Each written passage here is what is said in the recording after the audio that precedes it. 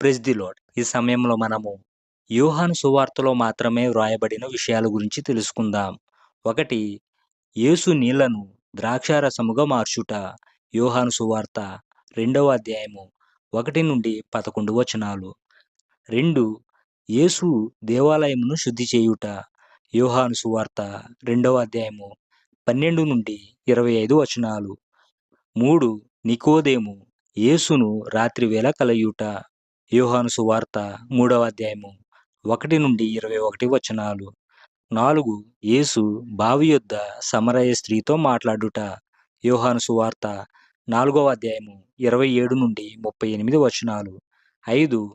కనానులో అధికారి కుమారిని స్వస్థపరచుట.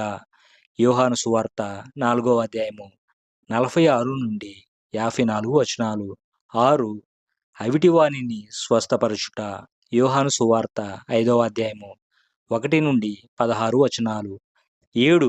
పాపములో పట్టబడిన స్త్రీని యేసు క్షమించుట. యోహాను సువార్త 8వ అధ్యాయము 1-11 వచనాలు. 8.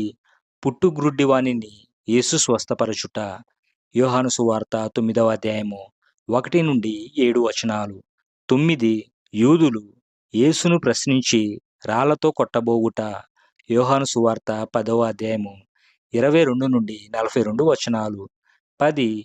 లాజరు సమాధిలో నుండి లేపబడుట. యోహాను సువార్త 11వ అధ్యాయము 1-45 వచనాలు.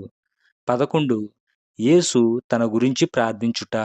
యోహాను సువార్త 17వ అధ్యాయము 1-5 వచనాలు. 12. మరొకసారి చేపలు అద్భుతంగా వలలో పడుట. యోహాను సువార్త 21వ అధ్యాయము 1-14 వచనాలు. 13. యేసు చేపలు పట్టుచున్న శిష్యులకు కనబడుట. యోహాను సువార్త 21వ అధ్యాయము 1-14 వచనాలు. 14. యేసు పేతురుతో మాట్లాడుట. యోహాను సువార్త 21వ అధ్యాయము 15-25 వచనాలు. ఆమేన్.